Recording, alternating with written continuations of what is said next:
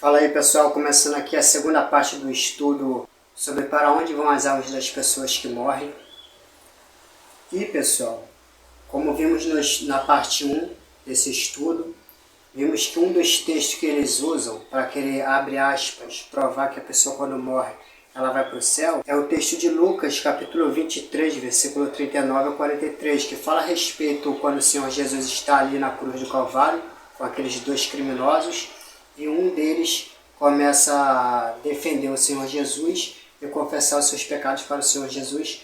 Aí o Senhor Jesus vai dizer aquela frase para o criminoso que se arrependeu: em verdade vos digo que hoje mesmo estarás comigo no paraíso. Eu abordei esse texto na parte 1, se você não viu, recomendo que assista. Só que, pessoal, nesse texto de Lucas, capítulo 23, do 39 ao 43, se o paraíso do qual o Senhor Jesus havia prometido para o criminoso que estava na cruz do Calvário é o céu, tem uma questão, pessoal, que não está fazendo sentido. Olha só, pessoal, em Lucas 23, do 39 ao 43, vai dizer o seguinte: um dos criminosos que ali estavam dependurados lançaram-lhe insultos. É um dos criminosos ali que está zombando do Senhor Jesus. Você não é o Cristo? Salve-se a si mesmo e a nós. Mas o outro criminoso o repreendeu, dizendo, agora é o criminoso que se arrependeu: você não teme a Deus, nem estando sob a mesma sentença? Nós estamos sendo punidos com justiça, porque estamos recebendo o que os nossos atos merecem. Mas este homem, ele está se referindo ao Senhor Jesus, mas este homem não cometeu nenhum mal. Então ele disse: Jesus, lembra-te de mim quando entrares no teu reino. Aí o Senhor Jesus vai dizer o seguinte para o criminoso que se arrependeu. Jesus lhe respondeu: em verdade vos digo que hoje mesmo estarás comigo no paraíso. E aí, como eu já abordei na parte 1, muitos usam essa questão do paraíso do qual o Senhor Jesus está se referindo o Senhor Jesus está prometendo o reino dos céus, isto é, após a morte do criminoso, ele ir diretamente para os céus.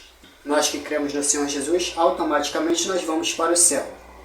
Então é esse texto aqui, basicamente, que eles usam para querer, abre aspas, provar que a pessoa que morre, ela está lá no céu. Inclusive Maria, João, Pedro, José, tantos homens da Bíblia, o rei Davi, Salomão, tantos homens, né? E mulheres da palavra de Deus. Inclusive nós, quando morremos, vamos direto para os céus. Como argumento, eles usam esse texto aí. Só que, pessoal, como eu disse, se esse texto está provando que a pessoa que morre ela vai para o céu, algumas coisas não estão batendo. Porque, pessoal, em Mateus capítulo 12, versículo 40, o próprio Senhor Jesus ele vai profetizar a respeito da sua morte. E aí ele vai dizer o seguinte: pois assim como Jonas, profeta Jonas, esteve 3 dias e 3 noites no ventre de um grande peixe, assim, ou seja, da mesma maneira, o Filho do Homem, que é o próprio Senhor Jesus, ficará 3 dias e 3 noites no coração da terra. Através do profeta Jonas, quando ele foi engolido pela baleia, o que aconteceria com o Senhor Jesus após a sua morte. Então vamos começar com Jonas, capítulo 1, versículo 17, que vai dizer o seguinte: o Senhor fez com que um grande peixe engolisse Jonas, e ele ficou dentro do peixe 3 dias e 3 noites. Lembra que o Senhor Jesus Cristo disse?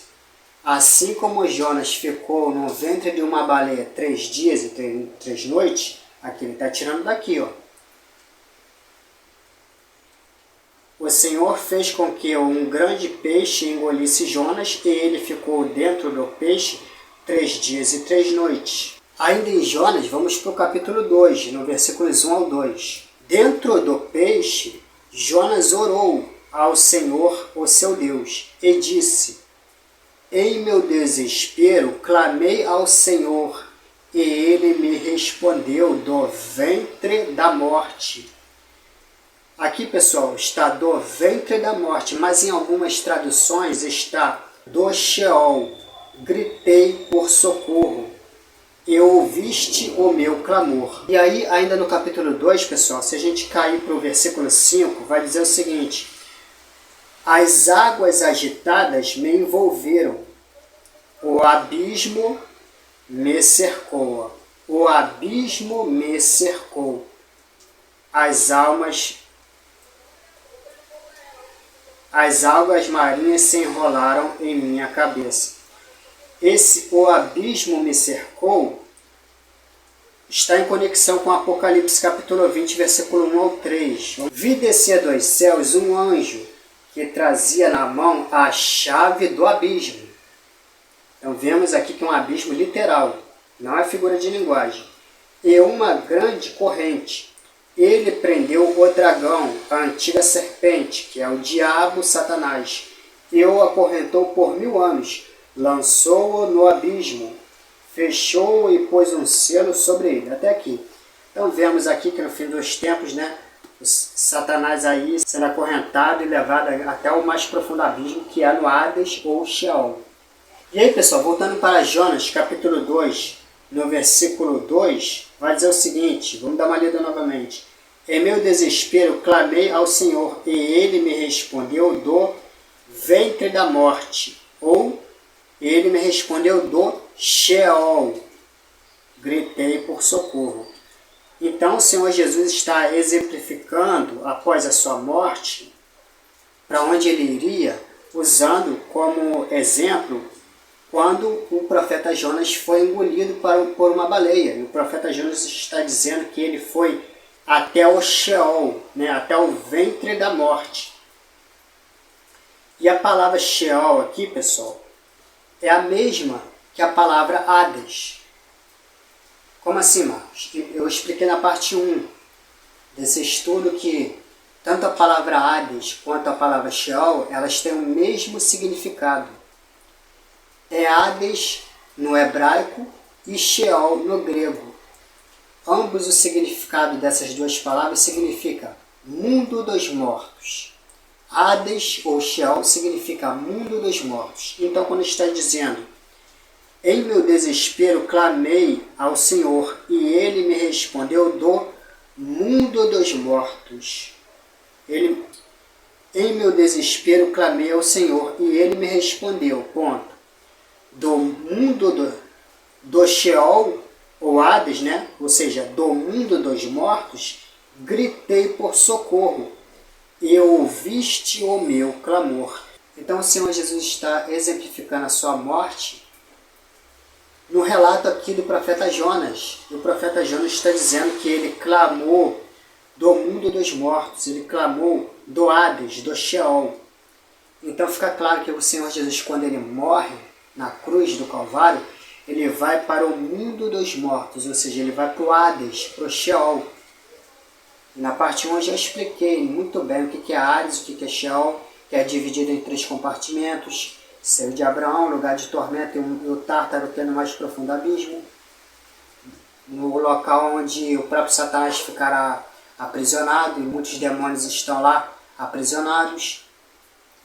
Entenderam? Então essa é a realidade da palavra de Deus a respeito do pós-morte. Não é que a pessoa que morre, ela está no céu. Depois de eu ter lido esse texto agora do profeta Jonas, vamos para o Novo Testamento com 1 Pedro, capítulo 3, versículo 18 ao 22, que vai dizer o seguinte: pois também Cristo sofreu pelos pecados uma vez por todas, o justo pelos injustos, para conduzir-nos a Deus, né? Conduzir-nos ao Pai.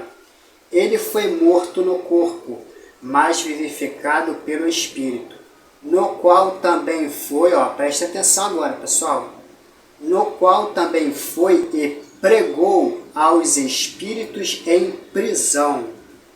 Então está sendo bem claro que após o Senhor Jesus Cristo ter morrido, ele desceu até o Hades, ou Sheol, né, até o mundo dos mortos, essa cadeia espiritual que é debaixo da terra, e pregou aos espíritos em prisão. Por que está escrito foi e pregou aos espíritos em prisão?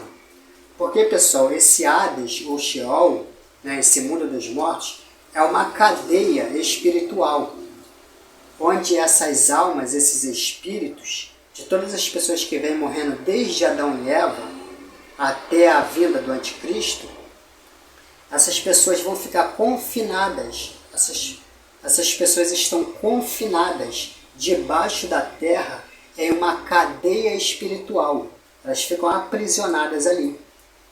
E essa cadeia espiritual, que é debaixo da terra, chamado Hades e Sheol no grego, ela é dividida em 3 compartimentos, como já disse: seio de Abraão, que é o lugar dos santos e justos; lugar de tormento, que é o lugar das pessoas que não se arrependeram, mas o lugar de tormento não quer dizer que a pessoa já está condenada. Ela vai passar pelo grande trono branco, na segunda ressurreição, para ser aberto o livro das suas obras, e aí decidirá se elas serão salvas ou condenadas. Vai depender das obras. E depois tem o terceiro compartimento, chamado Tártaro, que é no mais profundo abismo, onde já tem povoando o Tártaro muitos anjos caídos, né? Demônios que estão lá. Então tem esses 3 compartimentos que eles são debaixo da terra. Cada um vai para um canto. O seio de Abraão para os santos e justos. O lugar de tormento para os injustos. E o mais profundo abismo, que se chama Tártaro, que já tem os demônios, que são anjos caídos, já estão lá povoando. Não são todos anjos caídos, né? Tem muitos anjos caídos espalhados pela terra, mas boa parte deles estão lá, já aprisionados no Tártaro, no mais profundo abismo, e depois será lançado o próprio Satanás no Tártaro. Entenderam, pessoal? Então, a pessoa ela não vai para o céu quando morre. A pessoa vai para debaixo da terra. Todo o povo de Deus está debaixo da terra. Maria, que os católicos oram: Maria, rogai por nós, pecadores. Maria não está rogando por ninguém. Maria não está sabendo de nada que está acontecendo aqui na terra. São João, São Pedro, não está nos céus. Faz chover, vamos orar. Faz chover, São Pedro, faz chover. Vamos orar para São Pedro fazer chover, fazer sol, que São Pedro está lá no céu. Deus deu um cargo para São Pedro e ele vai fazer sol, fazer chuva. Não, pessoal. São Pedro não está no céu, ele está no Hades. Ele está no seio de Abraão, assim como Maria, assim como Tiago, Mateus, muitos homens de Deus, João, Davi, Salomão, Isaías, Zacarias, Obadias. Muitos homens de Deus estão no seio de Abraão e não nos céus, como é pregado para nós. Então, vamos continuar a leitura. No qual também foi e pregou aos espíritos em prisão. Já expliquei isso, né? Que há muito tempo desobedeceram quando Deus esperava pacientemente nos dias de Noé, enquanto a arca era construída. Agora, pessoal, vamos para João, capítulo 20, versículo 17. Esse texto aqui, pessoal, após o Senhor Jesus ter morrido, ressuscitado no terceiro dia, ele aparece, ele volta para a terra, né, após o terceiro dia, e aparece para Maria. E aí ele vai ter o seguinte diálogo ali com Maria, já com o corpo glorificado, ressurreto. Vai dizer o seguinte para Maria: não me segure, pois ainda não voltei para o Pai. Pois ainda não voltei para o Pai. O Senhor Jesus Cristo tinha morrido, tinha ido para o Hades, ficou ali confinado 3 dias e 3 noites no mundo dos mortos, Hades ou Sheol. No terceiro dia o Pai ressuscitou o Filho e trouxe de novo para a terra, apareceu para Maria, para os demais apóstolos, e aqui ele está tendo um diálogo com Maria, está dizendo: não me segure, pois ainda não voltei para o meu Pai. Ele está dizendo que ele ainda não voltou para o Pai. Que Pai é esse? É o Deus Pai, é o Pai de todos. E o Deus Pai, ele está onde? Está no reino dos céus. E ele está dizendo após a sua ressurreição, que ele ainda não voltou para o Pai. Não me segures, pois ainda não voltei para o meu Pai. Vá, porém, a meus irmãos e diga-lhes: estou voltando para o meu Pai. Ó, estou voltando, ainda não voltei ainda, estou voltando para o meu Pai e Pai de vocês, para o meu Deus. Ó, o Senhor Jesus tem um Deus acima dele, ao Pai. Muitos negam isso, mas as Escrituras deixam bem claro que o Senhor Jesus, embora sendo Deus, ele tem um Deus acima dele, que é o Pai. Então, pessoal, voltando para aquele texto de Lucas 23, versículo 39 a 43, quando o Senhor Jesus está na cruz do Calvário e diz para o criminoso que se arrependeu: em verdade vos digo que hoje mesmo estarás comigo no paraíso.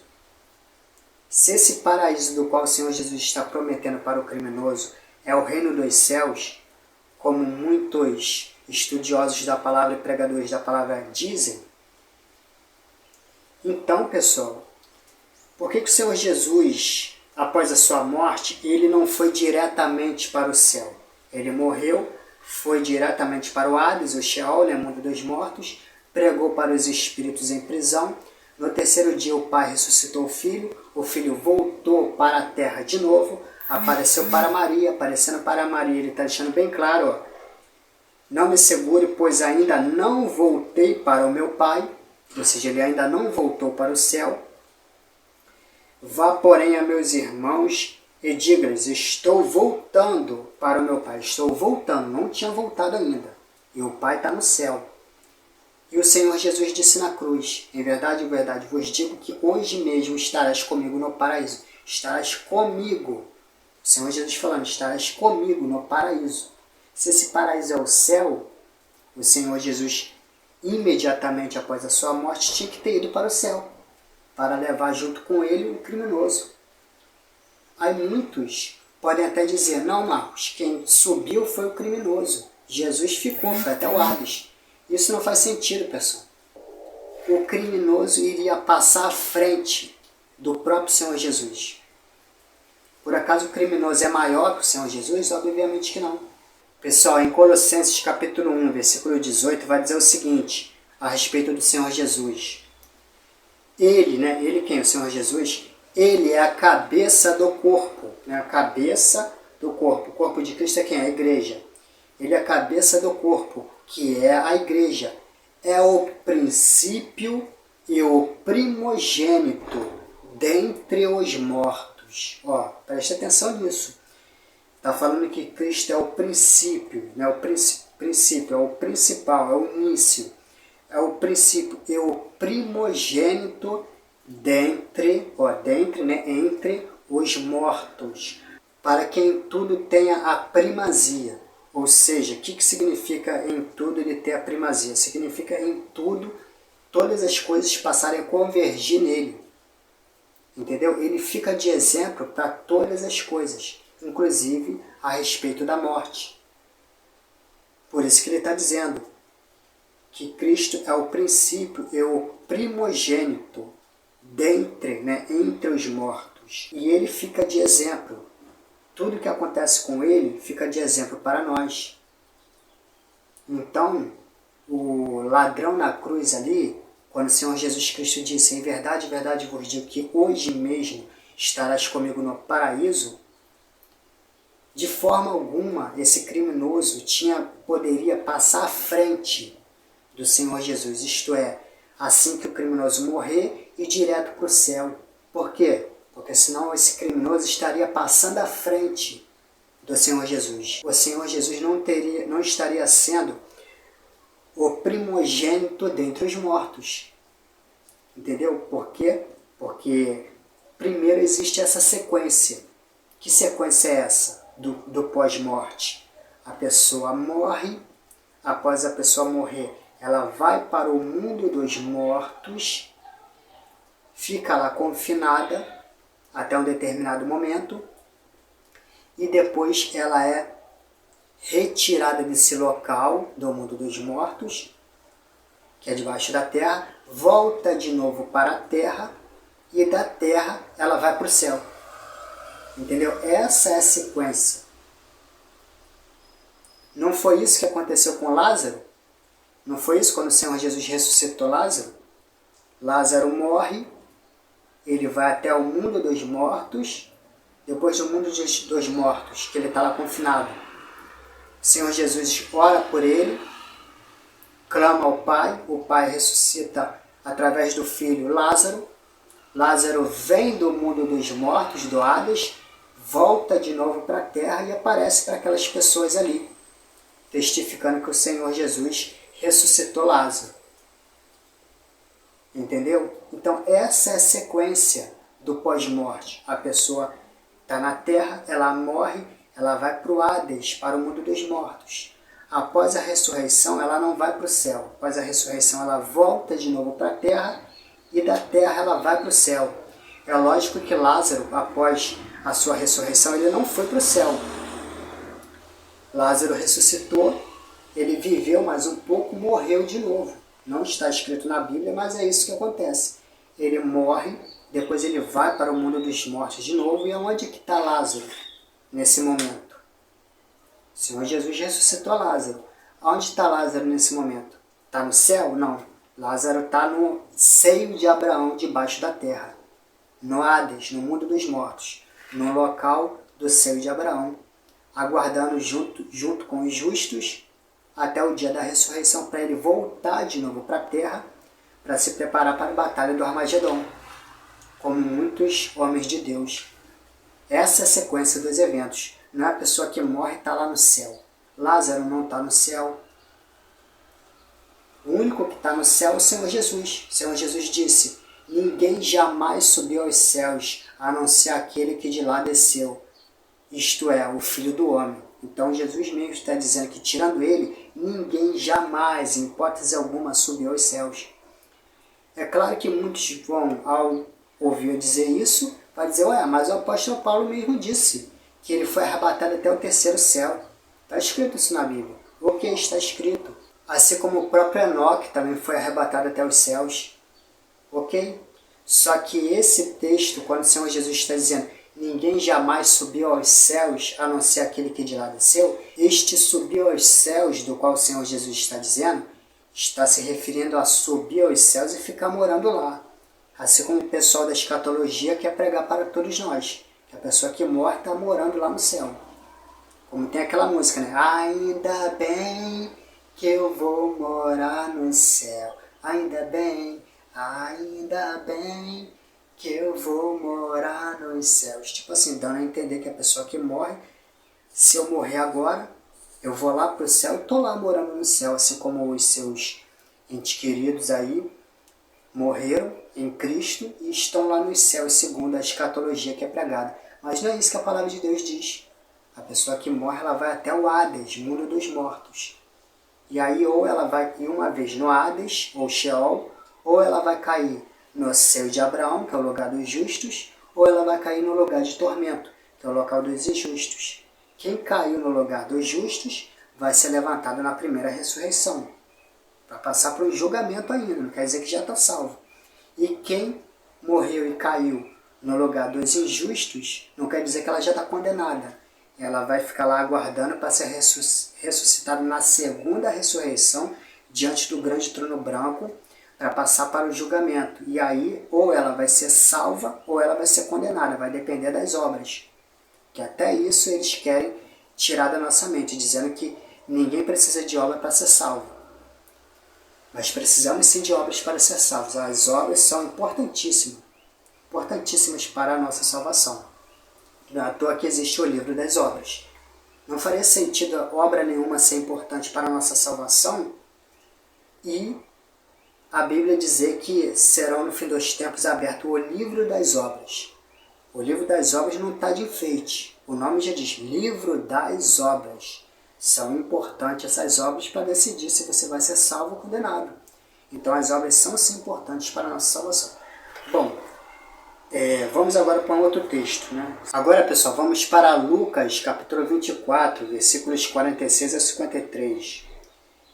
O Senhor Jesus vai dizer o seguinte: Ele lhes disse: está escrito que o Cristo haveria de sofrer e ressuscitar dos mortos no terceiro dia, e que em seu nome seria pregado o arrependimento para o perdão de pecados a todas as nações, começando por Jerusalém.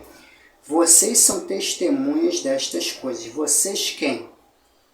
Está ali Maria, está os 12 apóstolos, está os seguidores dele. Tem muitas pessoas ali como testemunha. Então o Senhor Jesus está falando para essas pessoas. Eu lhes envio a promessa de meu Pai, mas fiquem na cidade até serem revestidos do poder do alto. Essa promessa de meu Pai é o quê? Que o Espírito Santo seria derramado na festa do Pentecostes, né? Todo mundo já conhece essa história. Versículo 50. Tendo-os levado até as proximidades de Betânia, Jesus ergueu-lhe as mãos e os abençoou. Estando ainda a abençoá-los, ele os deixou e foi elevado aos céus. Presta atenção. Estando ainda a abençoá-los, ele os deixou e foi elevado ao céu. Então, só a partir de 40 dias ali na terra com Maria, os 12 apóstolos, todos os seus seguidores, comendo, bebendo junto com eles ali, somente depois de 40 dias ali na terra, que o Senhor Jesus é finalmente arrebatado aos céus. Então, como, pessoal, naquele texto lá de Lucas, capítulo 23, versículo 43, quando o Senhor Jesus disse para o criminoso na cruz: em verdade vos digo que hoje mesmo estarás comigo no paraíso. Como é que pode ser paraíso ser os céus? Sendo que o Senhor Jesus não tinha sido ainda arrebatado até os céus. Ele só viria a ser arrebatado aos céus depois de 40 dias, após sua ressurreição. Se esse paraíso é os céus, então o criminoso passou na frente do Senhor Jesus. Está Cristo na cruz e os dois criminosos. Aí, o Senhor Jesus Cristo, que fez toda a obra, morre, vai para o Hades, para o mundo dos mortos, mas o criminoso não, ele vai direto para o céu. Quer dizer, Jesus que sofre, o criminoso que vai para o céu, passa à frente do Senhor Jesus? Isso daí é justo? É justiça do Pai? Não é. O Senhor Jesus, ele passou pela mesma coisa que todo homem passa após a morte, o pós-morte, que é o quê? Morrer, ir direto para o mundo dos mortos, ficar lá até a ressurreição, ser ressurreto, vir para a terra, e da terra ir para os céus. E o criminoso não passa por essa sequência. O criminoso vai e morre, vai direto para o céu. Que justiça é essa? Jesus que faz a obra, passa por todo o sacrifício, e o criminoso que passa na frente de Jesus e vai direto para o céu. Se esse paraíso seria o céu. Tá vendo? Então você já vê aí incoerência. Como podemos observar, o paraíso do qual o Senhor Jesus estava prometendo ao criminoso na cruz, em Lucas 23, versículos 39 e 43, não era o reino dos céus, mas sim o seio de Abraão, que está localizado debaixo da terra, nesta cadeia espiritual chamado Hades, ou Sheol. E aí, pessoal, até separei um outro texto aqui, ó, Números, capítulo 16, versículos 28 ao 34, que quando o Senhor Jesus levantou Moisés para conduzir o povo até o deserto, dentre esse povo que saiu lá do Egito para ir até o deserto, tiveram muitos rebeldes que se levantaram contra o ministério de Moisés e Arão, inclusive Corá e sua turma. E aí Corá ficou ali enchendo o saco, ali, enchendo a paciência ali de Moisés, fazendo o povo que estava sendo conduzido por Moisés ali no deserto, fazendo que aquele povo se voltasse contra Moisés e ouvisse a Corá, né?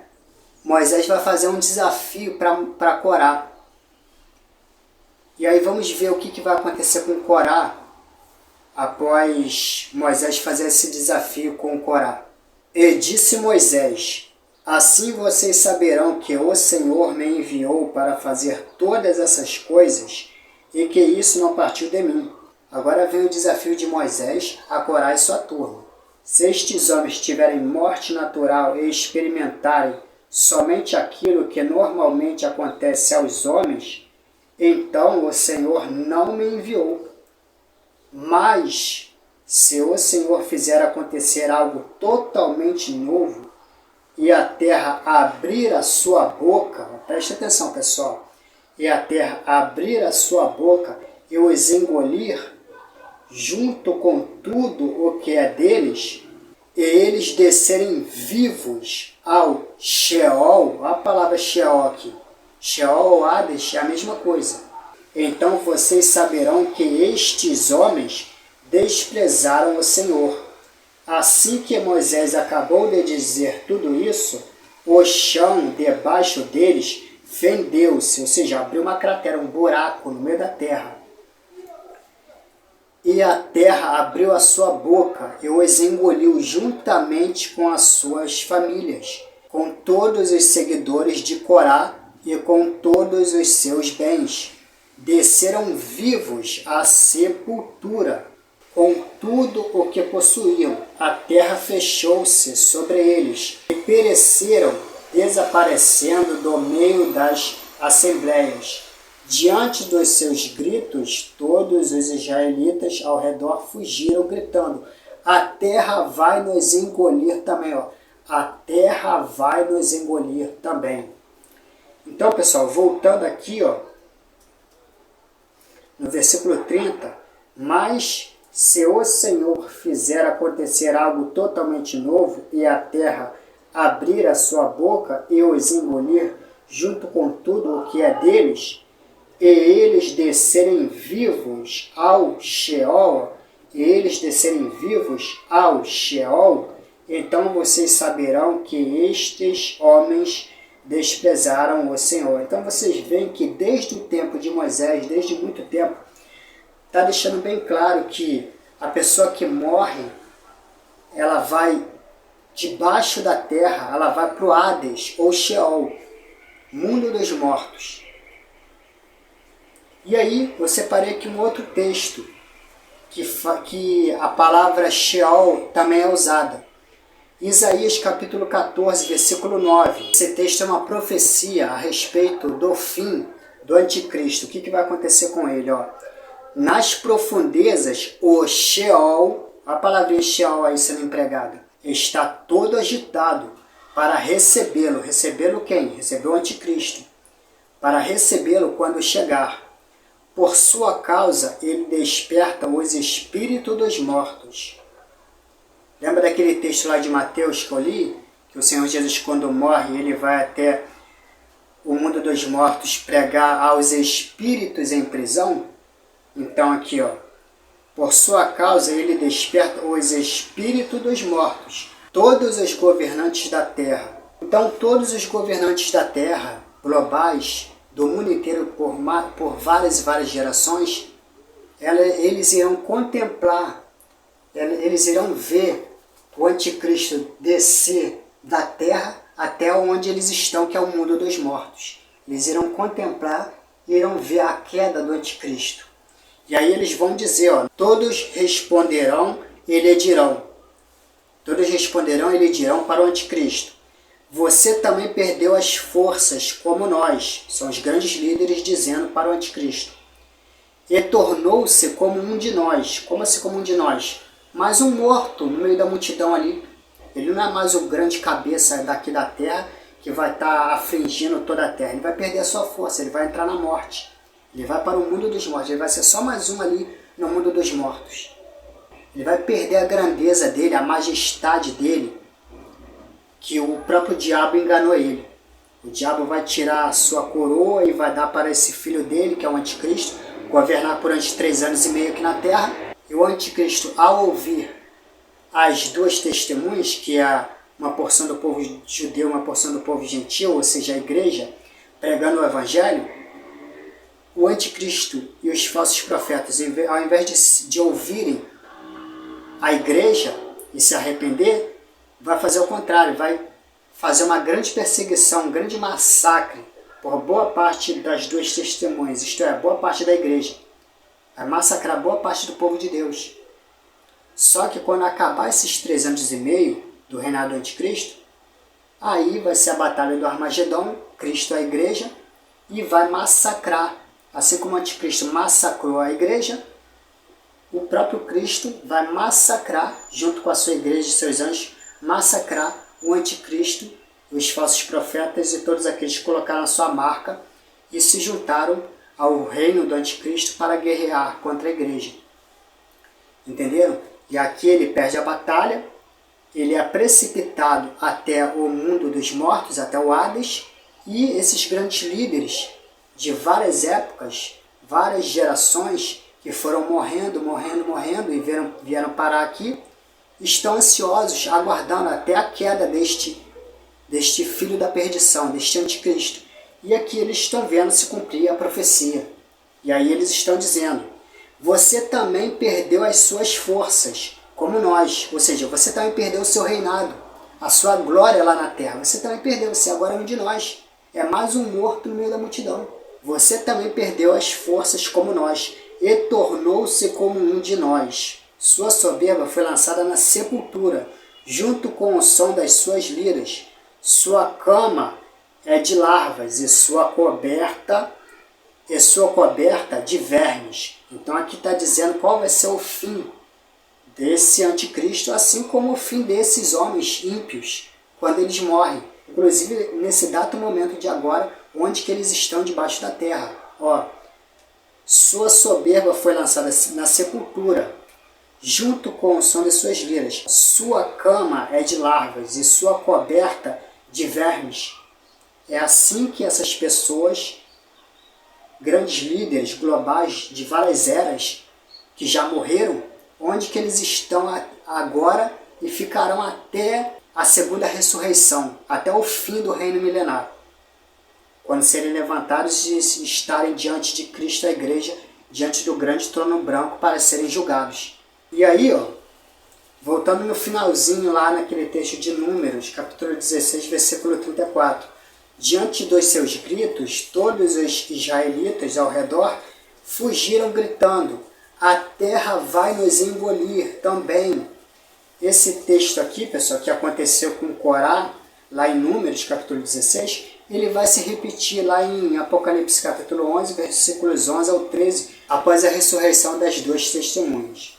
Mas depois dos 3 dias e meio, né, que são 3 dias e meio proféticos, são 3 anos e meio, depois do fim do reinado do anticristo, entrou neles quem? Na igreja, no corpo de Cristo, um sopro de vida da parte de Deus. Que sopro de vida é esse? É o fôlego de vida, como aconteceu lá na criação de Adão e Eva. Deus nos soprou o fôlego de vida no homem, e o homem se tornou alma vivente. Então, esse fôlego de vida é o Urua, é o Espírito. E eles ficaram em pé, e um grande terror tomou conta daqueles que os viram. Então eles ouviram uma forte voz dos céus que lhes disse: subam para cá. E eles subiram para os céus numa nuvem, enquanto os seus inimigos olhavam. Agora preste atenção, pessoal. Naquela mesma hora houve um forte terremoto. A mesma coisa que aconteceu com Corá e sua turma, quando afrontou Moisés lá no deserto. Lembra do texto que eu li? De Números capítulo 16? Então isto está voltando a acontecer aqui lá em Apocalipse. Ó. Naquela mesma hora houve um forte terremoto e um décimo da cidade ruiu. Ou seja, abriu um buraco, uma fenda na terra. 7.000 pessoas foram mortas no terremoto. Os sobreviventes ficaram aterrorizados e deram glória a Deus. Ou seja, a mesma coisa que aconteceu lá em Números capítulo 16, quando Moisés tinha levado, tirado o povo lá do Egito e conduzindo o povo lá para o deserto. E lá no deserto começou a se levantar homens ímpios para ir contra a hierarquia de Moisés e Arão. E tem também, pessoal, um outro texto que é carro-chefe pelo esse povo da escatologia, para querer, abre aspas, provar que a pessoa quando morre, ela vai direto para os céus. Efésios capítulo 4, versículo 8, que diz: e levou cativo o cativeiro. Este texto não significa que quando o Senhor Jesus foi arrebatado aos céus, ele levou as almas daquelas pessoas que estavam sendo mantidas cativas naquela cadeia espiritual chamada Hades, ou Sheol, né, ali no seio de Abraão, e arrebatou aos céus. Essa doutrina, pessoal, está erradíssima. Significa que a morte, que desde Adão e Eva, sempre vinham mantendo aprisionados as almas dos mortos. E tentou aprisionar o Senhor Jesus nesta cadeia espiritual chamada Hades. A morte foi dominada e subjugada pelo Senhor Jesus no seu próprio território. Então, o governante desta cadeia espiritual chamada Hades é a morte. E após o Senhor Jesus ter cumprido o seu ministério e morrer na cruz do Calvário, a alma do Senhor Jesus desceu até o Hades, ou Sheol. E é aí que muitos pastores ficam perdidos, pessoal. E por que eles ficam perdidos? Porque eles vão alegar o seguinte: alma? Por acaso o Senhor Jesus tem uma alma? Ué, mas ele não é Deus? O Senhor Jesus tem o Espírito Santo.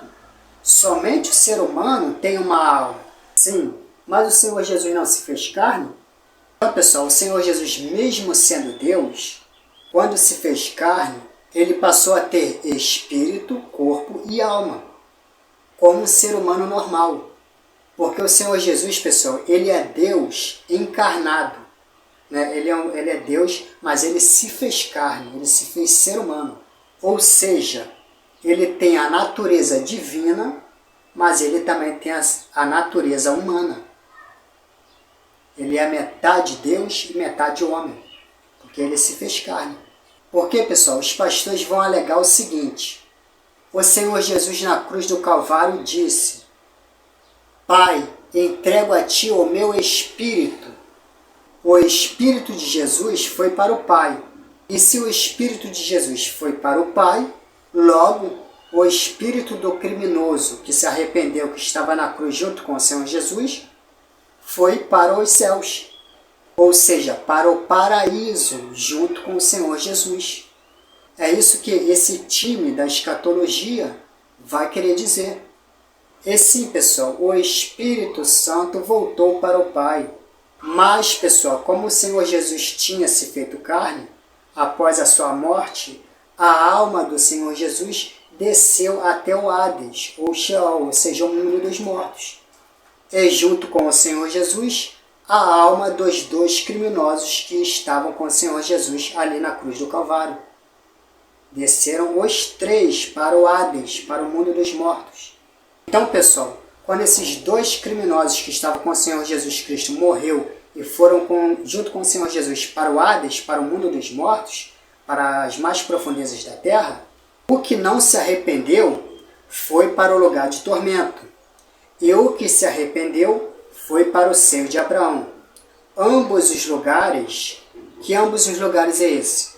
Lugar de tormento e o seio de Abraão. Ambos esses dois lugares estão nesta cadeia espiritual chamada Hades, ou Sheol, que se encontram debaixo da terra. Porém, a morte não pôde conter o Senhor Jesus lá onde? No mundo dos mortos, no Hades ou Sheol. Pois apesar do Senhor Jesus ter morrido na cruz do Calvário, ele nunca pecou. E a lei de Deus diz: o salário do pecado é a morte. Como está lá em Romanos capítulo 6, versículo 23. Significa que logo a morte não teve poder para conter o Senhor Jesus nesta cadeia espiritual chamada Hades. Então irei ler aqui Coríntios capítulo 15, versículos 55 a 56. Onde está, ó morte, a sua vitória? Onde está, ó morte, o seu aguilhão? O aguilhão da morte é o pecado, e a força do pecado é a lei. Então fica claro pelos textos, pessoal, que após o Senhor Jesus Cristo ter morrido na cruz do Calvário, a morte passa a ser cativa pelo Senhor Jesus no seu próprio território, do qual ela, a morte, sempre vinha exercendo domínio sobre aquelas almas. E quando o Senhor Jesus passa a ser o dominador sobre aquela cadeia espiritual chamada Hades ou Sheol, no toque da 7ª trombeta, aquilo que ele havia dito a Pedro e lá no Apocalipse a João, se cumprirá, né? Que eu irei ler aqui o texto de Mateus capítulo 16, versículo 18 e Apocalipse capítulo 3, versículo 7, que são as falas que o Senhor Jesus Cristo disse a Pedro e a João. Então vamos dar uma lida nesse texto.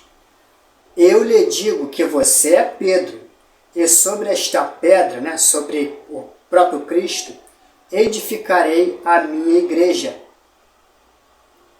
E as portas do Hades não poderão vencê-la. Então, e as portas do Hades, e poderia ser trocado aqui muito bem Hades por Sheol, que é a mesma coisa, e as portas do Hades ou as portas do Sheol não poderão vencê-la. Sabemos que Hades ou Sheol significa o quê? Cadeia espiritual debaixo da terra, mundo dos mortos. Então o Senhor Jesus está dizendo, e as portas do Hades ou Sheol, as portas dessa cadeia espiritual debaixo da terra, mundo dos mortos, não poderão vencê-la. Não poderão vencer quem? A igreja.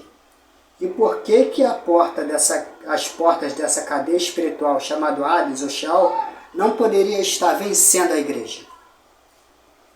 A resposta está em Apocalipse 3, versículo 7, que Deus disse lá para João. Ao anjo da igreja em Filadélfia, escreva: estas são as palavras daquele que é santo e verdadeiro. O que é santo e verdadeiro? O Senhor Jesus. Então essas são as palavras dele. Que tem a chave de Davi. O que é a chave de Davi? A chave de Davi, pessoal, nada mais, nada menos é do que o poder e a autoridade sobre tudo que há no céu, na terra e debaixo da terra. Isto é ter a chave de Davi. O que ele abre, ninguém pode fechar. E o que ele fecha, ninguém pode abrir. E, pessoal, como que eu provo que essa chave de Davi, ela é a chave que abre as portas do Hades, do mundo dos mortos? Como que eu provo isso? Ora, no próprio Apocalipse, no capítulo 1, versículo 18, o Senhor Jesus vai dizer para João: sou aquele que vive, o Senhor Jesus dizendo, sou aquele que vive, estive morto, mas agora estou vivo, para todo o sempre, e tenho as chaves da morte e do Hades. Então ele está dizendo que ele tem as chaves do mundo dos mortos, Hades.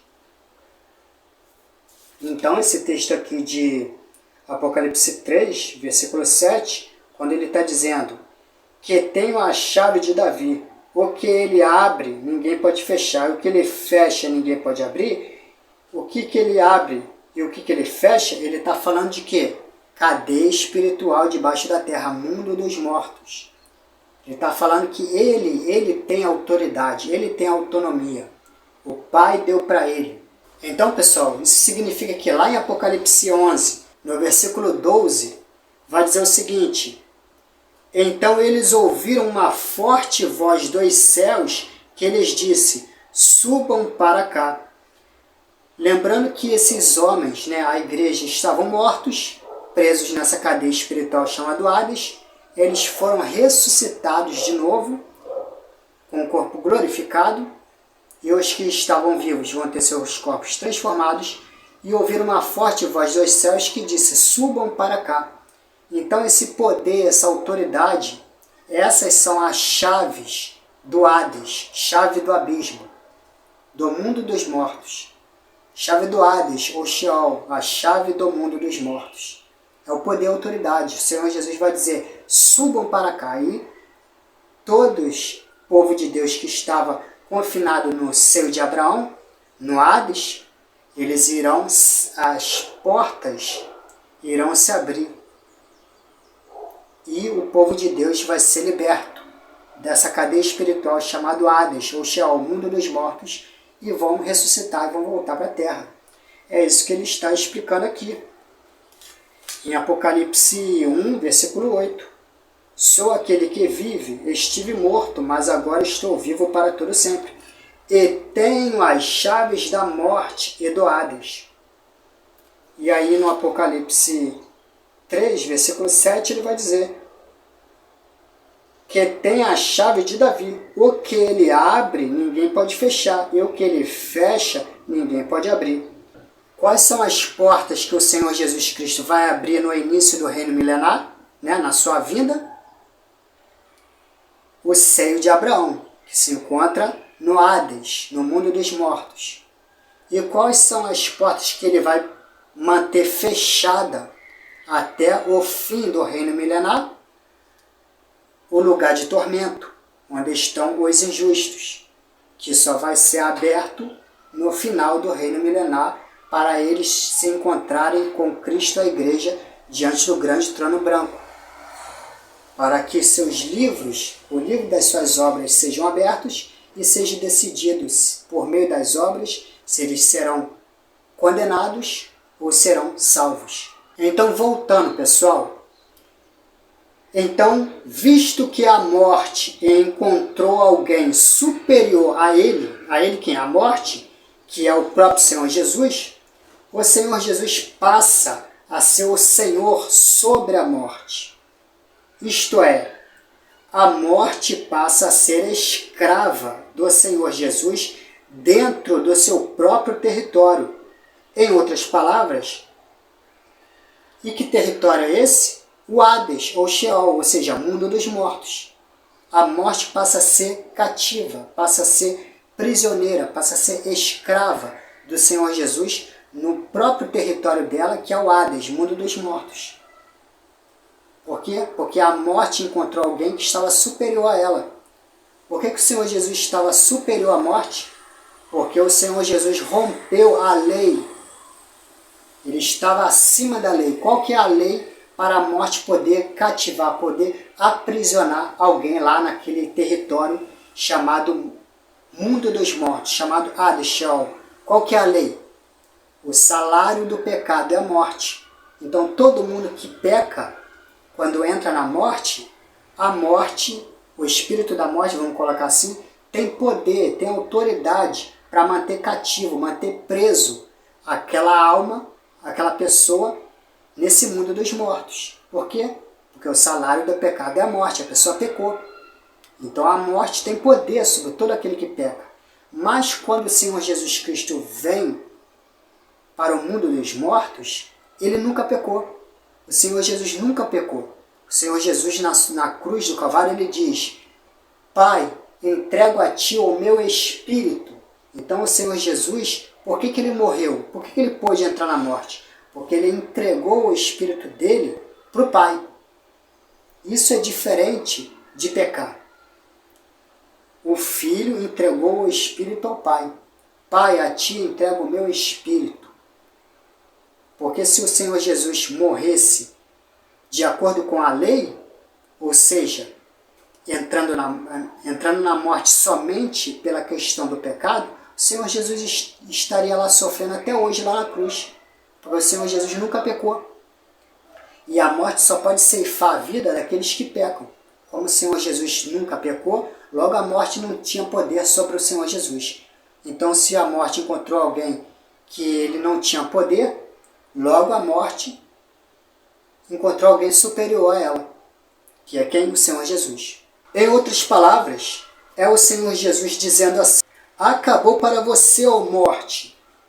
Eu é que governo sobre você neste território agora. E você, ó morte, será a minha escrava no seu próprio território. Essa é a explicação, pessoal, para Efésios, capítulo 4, versículo 8, que diz: ele levou cativo o cativeiro. Não é essa explicação ridícula que esse pessoal da escatologia prega, que levar cativo o cativeiro é levar as pessoas lá do seio de Abraão para o céu. As pessoas que estavam lá no seio de Abraão, lá no Hades, e arrebatou aos céus. E a partir daí toda pessoa que morre, ela vai direto para o céu. Não é essa explicação para ele levou o cativo ao cativeiro. Só para validar a doutrina mentirosa de que quando o cristão morre, ele vai morar no céu. Pois o próprio Senhor Jesus desmente essa doutrina mentirosa, isto é, de que tem pessoas morando no céu. Ele desmente isso em João capítulo 3, versículo 13, João capítulo 5, versículo 28 ao 29, Atos capítulo 2, versículo 25 ao 34 e 1 Coríntios capítulo 15, versículos 50 a 53. Não vou dar lida nesses textos, né, que pelo estudo eu já li esses textos já, estou só recapitulando. Na parte 1, se eu não me engano, tem esses textos aqui lidos.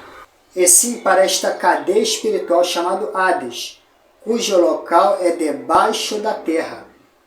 E uma vez no Hades, né, ou Sheol, esta alma pode cair ou no seio de Abraão, que são os que vão ressuscitar na primeira ressurreição, isto é, no início do reino milenar, ou no lugar de tormento. Esses, pessoal, levantarão na segunda ressurreição, no final do milênio. Eles passarão pelo grande trono branco para ver se vão ser salvos ou condenados e lançados no lago de fogo e enxofre. Aliás, como ficou muito bem explicado na parábola que o Senhor Jesus Cristo lançou sobre o rico e o Lázaro, em Lucas 16, versículos 19 ao 31. Os que caírem no seio de Abraão levantarão na primeira ressurreição, no início do milênio. Serão reis e sacerdotes do rei Jesus. Então, para provar isso, eu irei ler Apocalipse capítulo 20, versículos 4 ao 6. Vamos dar uma lida nesse texto. Vi tronos em que se assentaram aqueles a quem havia sido dada autoridade, aqueles, plural, a quem havia sido dada autoridade para julgar. Está falando a respeito da igreja, o corpo de Cristo. Vi as almas dos que foram decapitados por causa do testemunho de Jesus e da palavra de Deus. Está falando a respeito dos mártires. Eles não tinham adorado a besta, nem a sua imagem, e não tinham recebido a sua marca na testa, nem nas mãos. Eles ressuscitaram e reinaram com Cristo. Ressuscitaram e reinaram com Cristo durante 1000 anos. Se iniciou aí o reino milenar. Agora vai falar, pessoal, a respeito dos que estão no lugar de tormento. Presta atenção. O restante dos mortos não voltou a viver, né? Não voltou a ressuscitar, até se cumprirem os 1000 anos. Até se cumprir os 1000 anos. Final do reino milenar. 7º milênio. Esta é a primeira ressurreição. Felizes e santos os que participam da primeira ressurreição. Da primeira ressurreição.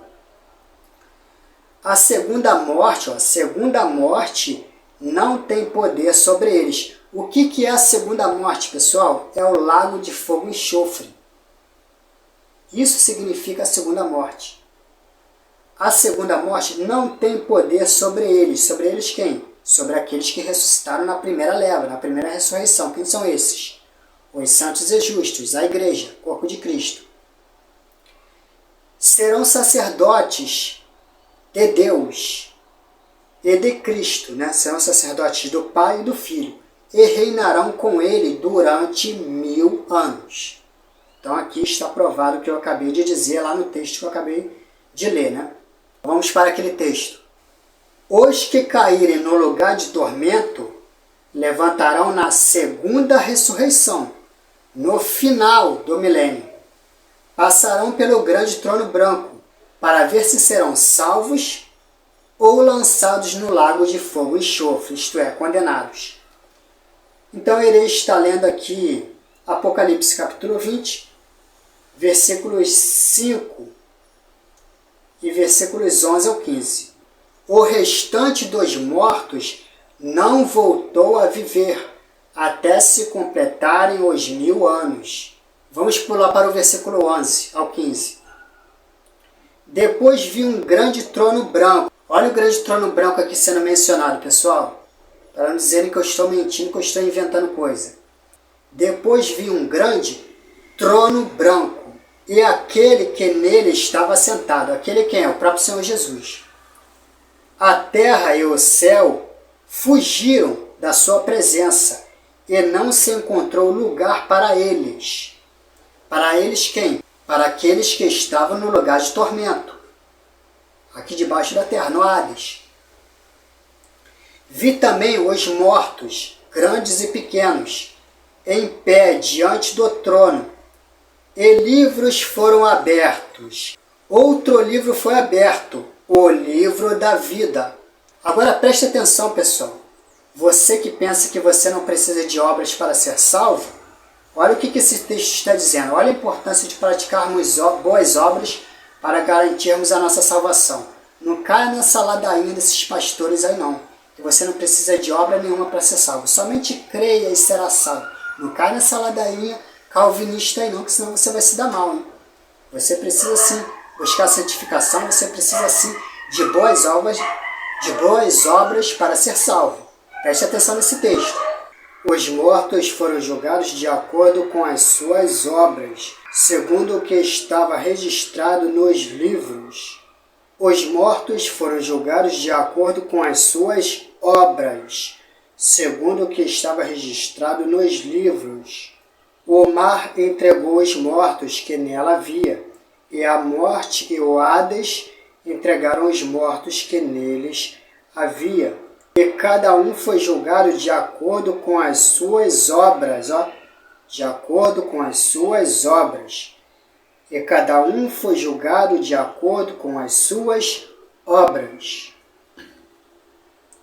Então a morte e o Hades foram lançados no lago de fogo. A morte é o espírito da morte. E o Hades. Hades é a cadeia espiritual, o mundo dos mortos. E o Hades foram lançados no lago de fogo. O lago de fogo é a segunda morte. O lago de fogo é a segunda morte. O lago de fogo é a segunda morte.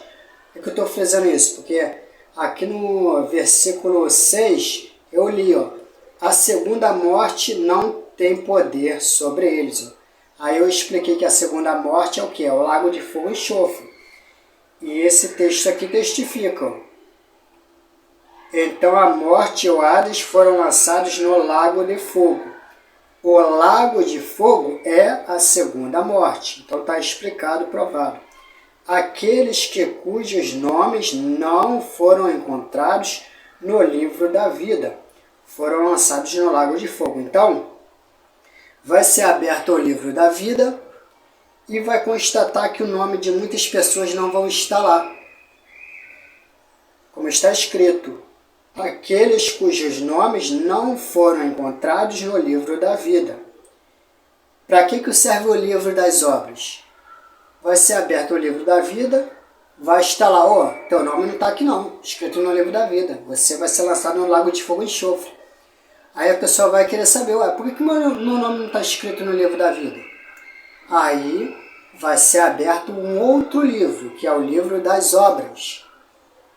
Aí vai ser aberto o livro das obras e vai estar escrito, fulano de tal, esse livro aqui é seu, o livro das obras, esse livro aqui é seu. Aí vai estar lá constando, você fez tal obra, você fez isso, aquilo outro, e de acordo com a lei de Deus, você descumpriu a lei de Deus. Você teve mais péssimas obras do que boas obras.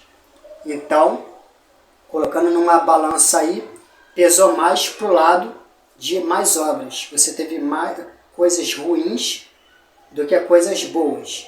Você mais desobedeceu a lei de Deus do que obedeceu a lei de Deus. Então, por essa razão, você será lançado no lago de fogo e enxofre. Por essa razão, você não teve o seu nome escrito no livro das obras. Ou ao contrário, viu lá que a pessoa teve poucas obras ruins e muitas boas obras. Ou seja, a pessoa desobedeceu menos a lei de Deus, as leis de Deus, as ordenanças de Deus, os mandamentos de Deus, e obedeceu, teve boas obras, isto é, obedeceu ao máximo possível de leis, das leis de Deus, das obras de Deus, dos mandamentos de Deus. E por essa razão, pesou mais boas obras ao favor dela, e por essa razão Deus vai escrever o nome delas no livro das obras. Então você vê que obras são em si importantes para a nossa salvação. Não caia nesse argumento de muitas pessoas da escatologia que negam que nós precisamos de obras para ser salvos. Não caia nessa não, senão você vai se dar mal. E pessoal, na segunda ressurreição, Cristo e a igreja irão julgar o mundo inteiro. É o que nos mostra em 1 Coríntios capítulo 6, versículos 1 ao 3, onde o apóstolo Paulo vai nos dizer o seguinte: se algum de vocês tem queixa contra outro irmão, como ousa apresentar a causa para ser julgada pelos ímpios, em vez de levar aos santos? Vocês não sabem que os santos... Agora preste atenção, pessoal. Olha o que o apóstolo Paulo vai dizer. Vocês não sabem que os santos, ou seja, a igreja, hão de julgar o mundo, hão de julgar o mundo. Se vocês hão de julgar o mundo, acaso não são capazes de julgar as coisas de menor importância? Esse texto aqui, pessoal, cai muita doutrina imunda, maligna por terra. Porque quando você vai exortar, pregar contra os ímpios, pregar contra a homossexualidade, contra a doutrina da Umbanda, do Candomblé, do Espiritismo, traições no casamento, uso de drogas, tantas coisas, o que essas pessoas usam para se defender? Aquele lenga-lenga, aquela doutrina do não julgueis. Não me julgue, você não pode me julgar. O Senhor Jesus Cristo disse para não julgar. Antes tire a trava do seu olho, seu hipócrita. O Senhor Jesus disse isso. Não julgueis para que não sejais julgados. São os argumentos que eles dão. Eles distorcem a palavra de Deus, as palavras do Senhor Jesus. Mas o apóstolo Paulo está dizendo aqui, vocês não sabem que os santos hão de julgar o mundo? Se vocês hão de julgar o mundo, acaso não são capazes de julgar as coisas de menos importância? Então a igreja tem sim o dever de julgar. É no seu papel julgar, sim. E aí no versículo 3 diz: vocês não sabem que haveremos de julgar os anjos? Então ele está dizendo que além de nós julgarmos o mundo inteiro, ou seja, a humanidade, iremos julgar também o reino celestial, os anjos, até mesmo Satanás. Isso mesmo. Vocês não sabem que haveremos de julgar os anjos? Quanto mais as coisas desta vida. E, pessoal, como eu acabei de dizer, haveremos de julgar também todos os anjos caídos, isto é, os demônios, que ficaram do lado do diabo, na rebelião que ele fez no reino dos céus. Então ele lê Apocalipse capítulo 12, versículos 7 a 8, que fala a respeito daquela rebelião que teve no reino dos céus, antes da fundação do mundo. Houve então uma guerra nos céus. Miguel e seus anjos lutaram contra o dragão, e o dragão e os seus anjos revidaram. Mas estes não foram suficientemente fortes e assim perderam o seu lugar nos céus. E os anjos, pessoal, que largaram a sua habitação no reino dos céus para descer para a terra, eles assumiram uma imagem humana e fizeram sexo, isto mesmo, fizeram sexo com as mulheres, pervertendo assim, pessoal, toda a terra na geração de Noé. Vamos para Gênesis capítulo 6, versículos 1 ao 2.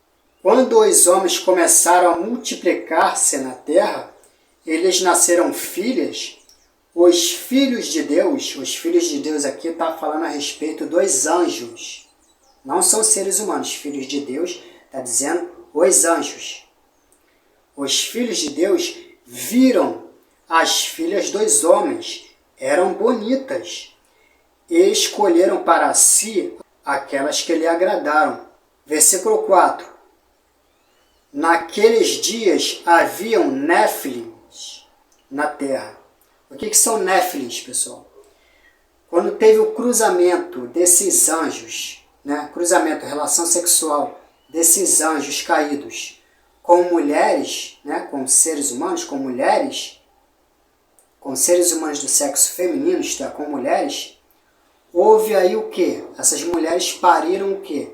Néfilins, pariram gigantes, que foram chamados de néfilins. Naqueles dias haviam néfilins na terra. E também, posteriormente, quando os filhos de Deus possuíram as filhas dos homens, o que significa os filhos de Deus? Filhos de Deus, falei que é os anjos. O que significa os filhos de Deus, ou seja, os anjos? Possuírem as filhas dos homens. Possuir é fazer sexo. É possuir, é pegar para fazer sexo. Pegar como esposa e fazer sexo com elas. Fazer a mesma coisa que a lei que Deus deu para os homens, né? Eis que o homem deixará pai e mãe, se unirá à sua mulher e formarão os dois uma só carne. Os anjos queriam pegar para eles essa lei. Deixar pai e mãe, ou seja, deixar o reino dos céus, vir para a terra e se unir à mulher e formar os dois uma só carne. Só que essa lei foi dada para o homem, não foi dada para anjos. Só que eles quiseram se apegar a essa lei, descumprir uma lei que não era, praticar uma lei que não era para eles, que é do homem deixar pai e mãe e se unir à sua mulher. Essa lei era para os homens, não para anjos. Não é para anjo deixar o reino dos céus, deixar pai e mãe e se unir a mulheres aqui na terra e procriar. Não foi para anjos que Deus deu essa lei. Deus deu para o ser humano, homem, ser humano de sexo masculino. Se unir à mulher e formar assim os dois uma só carne e assim procriar, formar uma família e criar assim descendências. Encher a terra, né? Mas eles, na desobediência, fizeram algo que não era para eles. Praticaram uma lei que não era para eles, era para o ser humano. E aí o resultado deles praticarem uma lei que não era para eles, de deixar pai e mãe, o que aconteceu? Naqueles dias havia néfilins, né, gigantes na terra. E também, posteriormente, quando os filhos de Deus, ou seja, os anjos, possuíram, né, transaram, fizeram sexo com as filhas dos homens, né, com as mulheres, e elas lhe deram filhos. Esses filhos aqui eram néfilins, eram gigantes. Eles foram os heróis do passado, homens famosos. Agora podemos ir para o texto de Judas, capítulo 1, versículo 6, que é uma continuidade daquele texto que eu acabei de ler de Gênesis, capítulo 6, versículos 1 ao 2 e versículo 4. Apesar de muitos da escatologia bíblica negarem que esse texto de Judas é uma continuidade desse texto de Gênesis, capítulo 6, que fala a respeito dos anjos caídos e dos néfilins, né, dos gigantes. E quanto aos anjos que não conservaram suas posições de autoridade, mas abandonaram sua própria morada, eles o têm guardado em trevas, presos com correntes eternas para o juízo do grande dia. Então aqui, pessoal, fica bem claro. Só uma pessoa dura de coração para não conseguir aceitar a veracidade do texto. E quanto aos anjos que não conservaram as suas posições de autoridade, mas abandonaram a sua própria morada, ou seja, a sua própria habitação. Aonde que os anjos moram, pessoal? Sabemos que é nos céus. Então, se eles não conservaram os seus cargos, a sua hierarquia lá no reino dos céus, e eles abandonaram a sua morada, quer dizer, abandonar a morada significa o quê? Se a morada deles é o céu, significa que abandonar a morada significa sair do céu. Ele os tem guardado em trevas,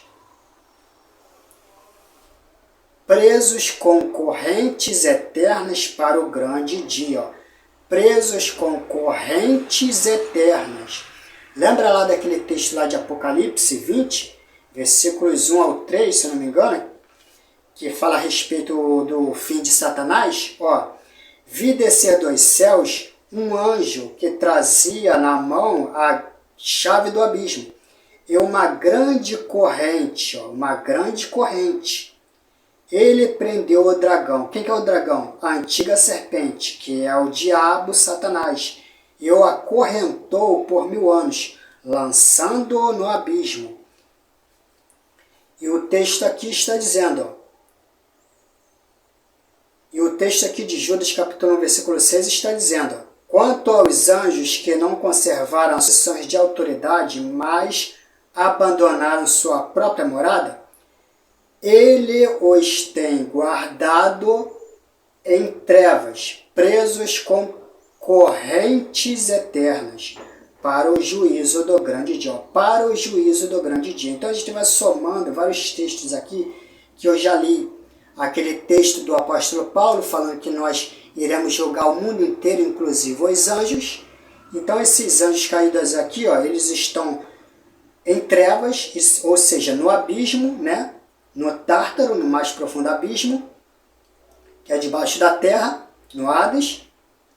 Eles estão sob correntes, eles estão acorrentados, né? Estão com grilhões, correntes, e eles estão acorrentados para o grande juízo, ó, para o juízo do grande dia, ó, para o juízo do grande dia. Falar a respeito, o juízo do grande dia está falando a respeito, se conecta com aquilo que o apóstolo Paulo falou, que nós, igreja, iremos julgar o mundo inteiro, inclusive os anjos. Vocês estão vendo como um texto linka com o outro, se conecta com o outro? Inclusive esse texto aqui que eu acabei de ler de Apocalipse, capítulo 20, versículos 1 a 3.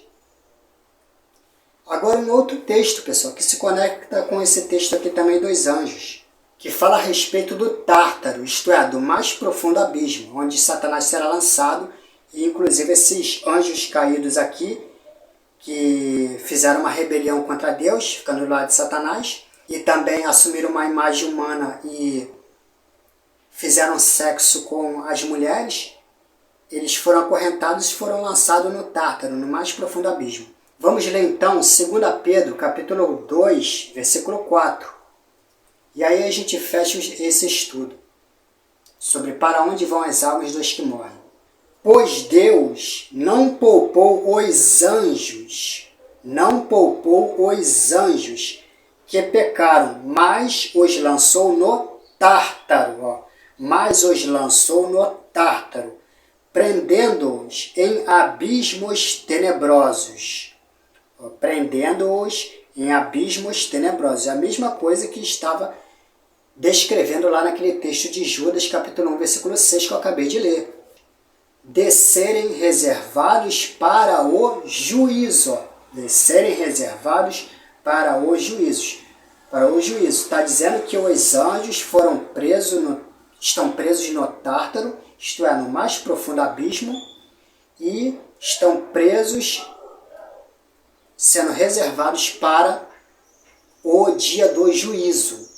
E aí, se a gente descer ainda no capítulo 2 de 2 Pedro, se a gente descer para o versículo 9, vai dizer o seguinte: vemos, portanto, que o Senhor sabe livrar os piedosos da provação e manter em castigo os ímpios para o dia do juízo. A palavra juízo aqui sendo empregada novamente. Então, pessoal, isso é o estudo, finalizando aqui o estudo a respeito para onde vão as almas dos que morrem.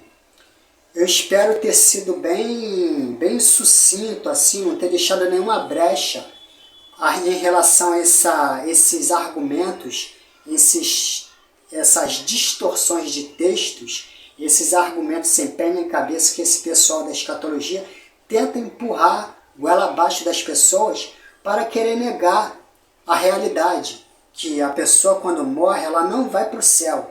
Mesmo nós, os que cremos no Senhor Jesus, mesmo os grandes homens de Deus, mulheres de Deus, os profetas, os apóstolos, a própria Maria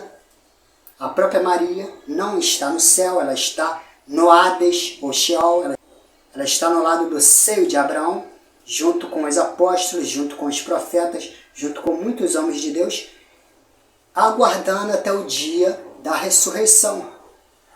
Eles não estão nos céus. Maria, Mãe de Deus, rogai por nós pecadores. Maria não está rogando por ninguém, meu filho. Faz chover, São Pedro, faz chover. São Pedro não está fazendo chover, não está fazendo fazer sol, não está fazendo nada. São Pedro não está nem sabendo o que está acontecendo aqui na terra, porque ele não está no céu. Ele está debaixo da terra. Está no Hades, no seio de Abraão, aguardando como todo mundo a sua vez no dia da ressurreição. Essa é a realidade do pós-morte. Não que a pessoa morre e está lá no céu, que você vai morrer, você vai ir para o céu, vai encontrar Maria, vai encontrar Pedro, né? São Pedro, São João, São Jorge, São isso, São aquilo outro. Tudo uma grande mentira. Quando você morrer, você vai para o Hades, ou Sheol. E dependendo das suas obras, ou você vai cair no lugar de tormento e ficar lá confinado, preso, até o dia da segunda ressurreição, ou você vai cair no seio de Abraão, que também é no Hades, debaixo da terra, que é o lugar dos justos. E aí você vai levantar da tumba, vai levantar do mundo dos mortos na primeira ressurreição, no início do reino milenar. Essa é a realidade da palavra de Deus. Não que a pessoa que morre está lá no céu aguardando, inclusive já estão até reinando lá nos céus. Está tendo até um governo lá nos céus. Isso daí é uma grande mentirada. Entenderam? Então espero que vocês tenham gostado, espero que eu tenha sido bem sucinto, bem esclarecedor neste tema, para onde vão as almas dos que morrem. Espero que vocês tenham gostado, compartilhem esse vídeo com o máximo de pessoas possíveis, tanto a parte 1 quanto a parte 2. E até a próxima!